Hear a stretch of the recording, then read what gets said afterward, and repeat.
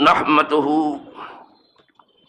ونصلي ونسلم على رسوله الكريم اما بعد فاعوذ بالله من الشيطان الرجيم بسم الله الرحمن الرحيم الفصل الثاني عن وائل بن حجر قال رأيت رسول الله صلى الله عليه وسلم اذا سجد وضع ركبتيه قبل يديه وإذا نهض رفع يديه قبل ركبتيه رواه أبو داود والترمذي والنسائي وابن ماجه والدارمي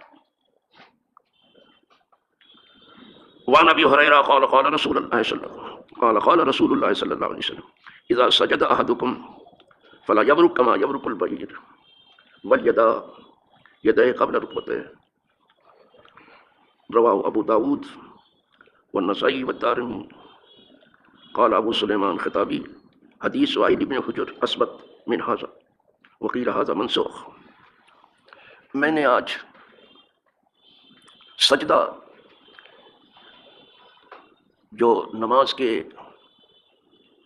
اندر بہت عظیم حیثیت رکھتا ہے اس کی دوسری فصل کا آغاز میں نے کیا ہے، اور آج فصل ثانی سے میں نے 2 حدیثیں بھی پڑھی ہیں۔ 2 حدیث پڑھنے کی وجہ یہ ہے کہ پہلی حدیث میں جو کچھ ہے اس کے برعکس دوسری میں ہے، تو جہاں ایسی بات ہوتی ہے وہاں بہت سنبھل کر کے گفتگو کرنی ہے اور بہت کان لگا کے سننا ہے کہ کیا معاملہ ہے۔ پہلی حدیث سن لیجیے۔ پہلی یہ وائل ابن حجر سے ہے، کہتے ہیں کہ میں نے دیکھا، جب انہوں نے کہا کہ میں نے دیکھا، بات دیکھنے کی کر رہے ہیں، تو صحابی ہی نے دیکھا حضور کو۔ کہتے ہیں ہم نے دیکھا اللہ کے رسول صلی اللہ علیہ وسلم کو جب آپ سجدہ کرتے تو اپنے دونوں ہاتھوں سے پہلے اپنے دونوں گھٹنوں کو رکھتے۔ میں نے دیکھا، اور جب آپ کھڑے ہوتے تو اپنے دونوں ہاتھ پہلے اٹھاتے اپنے دونوں گھٹنوں سے۔ یہ حدیث پاک حدیث کی بہت سی کتابوں میں ہے، ابو داؤد شریف میں بھی ہے، ترمذی میں بھی ہے، نسائی میں بھی ہے، ابن ماجہ میں بھی ہے، سیاح کی بہت سی کتابوں میں یہ حدیث ہے۔ اور زیادہ تر امت کا عمل بھی اس حدیث پر ہے کہ جب آدمی سجدے میں جاتا ہے تو پہلے گھٹنا رکھتا ہے دونوں، پھر دونوں ہاتھ رکھتا ہے، پھر ناک رکھتا ہے، پھر پیشانی رکھتا ہے، اور جب سجدے سے اٹھتا ہے تو پہلے دونوں ہاتھ اٹھاتا ہے، پھر گھٹنا اٹھاتا ہے، پھر ناک، پھر پیشانی۔ اس کو یوں سمجھ لیجئے تاکہ آپ کو یاد بھی ہو جائے، جو چیز زمین سے زیادہ قریب ہے وہ گھٹنا ہی تو ہے، ہاتھ بھی دور ہے، ناک بھی دور ہے، پیشانی بھی دور ہے۔ زمین سے جو چیز زیادہ قریب ہے گھٹنا، تو کہا جو چیز زمین سے زیادہ قریب اسے زمین پہ پہلے جانے دو، پہلے گھٹنا جانے دو دونوں، اس کے بعد پھر دونوں ہاتھ قریب ہے اس کو جانے دو، پھر ناک قریب ہے اس کو جانے دو، پھر سر پیشانی کو دو۔ اٹھنے میں اس کا الٹا ہے۔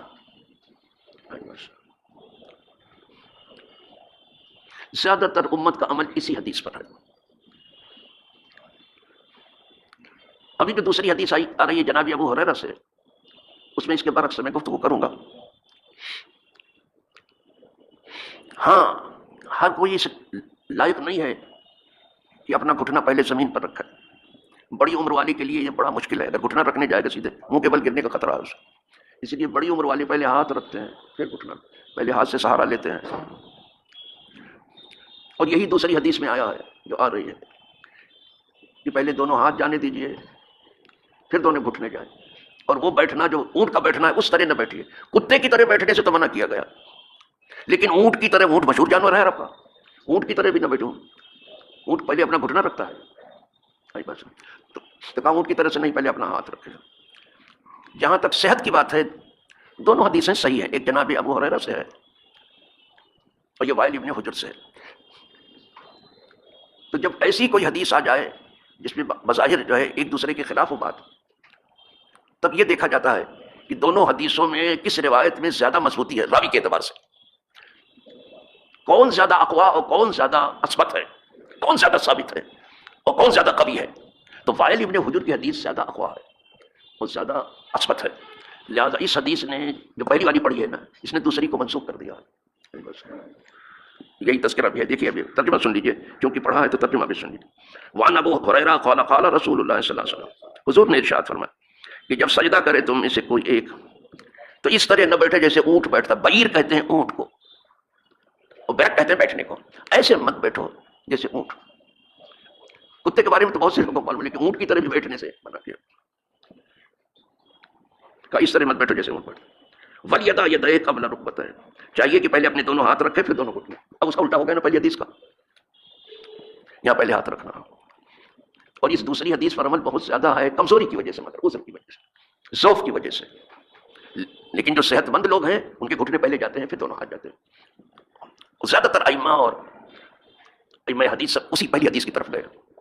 یہ تو کمزوری کی وجہ سے ہے کہ اپنے آپ کو سنبھالنے کے لیے سمجھیں۔ تو دیکھنے میں تو ایک حدیث بہت زیادہ ثابت ہے جو پہلی ہے، یعنی پہلے گھٹنا جانا چاہیے پھر دونوں ہاتھ جانا چاہیے، یہ زیادہ ثابت ہے، اور صحت مند لوگ اسی پر عمل کر رہے ہیں، آج بھی کر رہے ہیں۔ لیکن کمزور لوگ جو ہیں جن کے گھٹنے ٹھیک سے کام نہیں، ان کے پہلے ہاتھ ہی جاتے ہیں، عمل کے اعتبار سے وہ حدیث بھی ہے، اس کے بعد پھر دونوں گھٹنے جاتے ہیں۔ کہہ رہے ہیں کہ چاہیے کہ پہلے دونوں ہاتھ رکھے اپنے دونوں، اس کو بھی ابو داؤد نے اور نسائی نے اور دارمی نے روایت۔ لیکن ابو سلیمان خطابی کہتے ہیں کہ وہ حدیث جو وائل ابن حجر کی ہے اثبت من ھذا، کہا وہ زیادہ پہلی حدیث زیادہ ثابت ہے، اس میں صحت زیادہ ہے، صحیح دونوں ہیں۔ لیکن اب پوچھا جائے کہ صحیح جب دونوں ہیں تو دونوں میں کون زیادہ صحت؟ کہا پہلی صحیح ہے زیادہ، اور زیادہ پہلی قوی ہے۔ یہ قوی اور عصمت وغیرہ کی بات جو ہے راوی کے اعتبار سے ہوتی ہے، اس میں جو راوی ہے بہت مضبوط ہے وائل ابن حجر کے، تو کہا پہلی حدیث عصمت اور اخبار، الحمدللہ اس پر عمل کیا۔ بعد میں کہتے وکیل ھذا منسوخ، بہت ائمہ نے کہا کہ یہ حدیث منسوخ ہو چکی ہے کہ پہلے ہاتھ جائے پھر گھٹنا جائے، نہیں، پہلے گھٹنا ہی جانا چاہیے، صحت اس میں ہے۔ لیکن کمزوری کی وجہ سے ہو، ضعف کی وجہ سے ہو، سمجھ جائیں، بیماری کی وجہ سے ہو تو فرق ایک بات ہے، کسی عذر کی وجہ سے اگر ایسا ہو رہا ہے کہ ہاتھ پہلے جا رہا ہے، بڑھاپے کی وجہ سے ہے، کوئی بات نہیں ہے، الحمدللہ۔ تو یہ صحابہ یہ تک دیکھتے تھے کہ جب حضور سجدے میں جاتے ہیں تو پہلے زمین پہ جاتا کیا ہے، دیکھتے تھے کہ گھٹنا، اپنی آنکھوں دیکھا، وائل ابن حجر بیان کرتے ہیں کہ میں نے دیکھا ہے، انہوں نے بالکل اچھا دیکھا ہے، صحیح دیکھا۔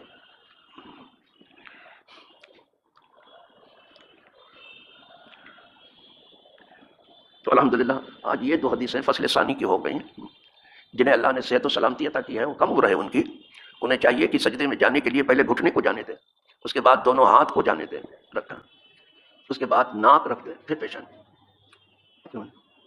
جو سب کے بعد میں رکھا ہے اس کو پہلے اٹھا، پہلے پیشانی اٹھے گی پھر ناک اٹھے گی، سمجھ رہے ہیں؟ پھر ہاتھ اٹھے گا پھر پاؤں، اٹھنے میں اس کا الٹا ہوتا ہے بس۔ یہ سجدے کی کیفیت ہے۔ سجدے کو کوشش کرو کہ کہیں جا کے حضور سے مشابہت کرنے لگا، بس جتنا ممکن ہو۔ بڑی عمر والے کے لیے تو گھٹنا سیدھے رکھنا بہت مشکل ہے، اور گھٹنے کا تو معاملہ ایسا ہے کہ جو پہلی بار میں نے رمضان میں دیکھا کہ کرسیاں جو ہیں صحن تک پہنچ گئی، ورنہ سب یہیں اندر ہی اندر رہ جاتی تھی، شاید برآمدے میں بھی نہیں پہنچتی تھی، لیکن اب اتنا گھٹنے کا مرض ہو گیا، اتنی کمزوری آ گئی ہے لوگوں میں۔ تراویح میں دیکھا تو وہ سب وہاں پہنچ گئی تھی صحن کے اندر سے۔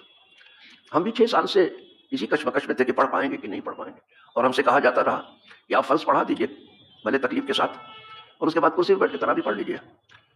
تو میں نے کہا کہ ٹھیک ہے، اگر میں کرسی کے بغیر پڑھ سکا اور زمین پر اپنا سر رکھ سکا تو پھر کرسی پر نہیں بیٹھوں گا۔ ہاں اگر ہمارے لیے مشکل ہو گئے تو پھر سب نے کرسی سنبھالی، میں بھی سنبھالوں۔ تو جب میں نے ہمت کی تو اللہ نے مدد کر دی، 6 سال سے میں پڑھ رہا ہوں برابر، اور آپ کے ساتھ کھڑے ہو کے پڑھ رہا ہوں۔ لوگ پہلی فرصت میں چونکہ ہمت ہار جاتے ہیں کہ نہیں ہوگا، جب نہیں ہوگا سوچئے تو کیسے ہوگا؟ اگر وہ کوشش کر رہے ہیں تو بہت کرسی آدھی ہو جائیں گے۔ لیکن دنیا کے لیے ہر آدمی تکلیف جھیلنے کے لیے تیار ہے۔ اب یہ درد کی بات کر، دین کے نام پر کوئی درد نہیں، دین کو آرام سے لینا چاہتا ہے، یہیں سے فکر الٹ گئی ہے۔ دین بہت تکلیف سے ملا ہے، جس کو اب لوگ بہت آرام سے لینا چاہتے ہیں، بہت تکلیف سے ملا ہے، کبھی کبھی تو اس کے لیے جان کی بازی لگانی پڑی۔ اسی لیے کسی عالم نے کہا ہی ہے نا کہ یہ مرتبہ بلند ملا جس کو مل گیا، ہر مدعی کے واسطے دار و رسن کہاں، ہر دعوے، کبھی کبھی دار و رسن تک کی بات آ جاتی ہے، جان کی بازی لگانی، بڑی مشکل سے جو چیز ملی تھی اب بہت آرام سے بہت سستے میں لوگ اس کو لینا، نہیں بابا ایسا کبھی نہیں ہوگا، تھوڑا تکلیف اٹھاؤ، اس کے لیے کوشش کرو گے تو سب اللہ آسان کرے گا، یہ اس کا طریقہ ہے۔ اگر آپ کوشش کریں گے تو آپ کے لیے قدرت آسان کرے گی۔ وآخر دعوانا الحمدللہ رب العالمین۔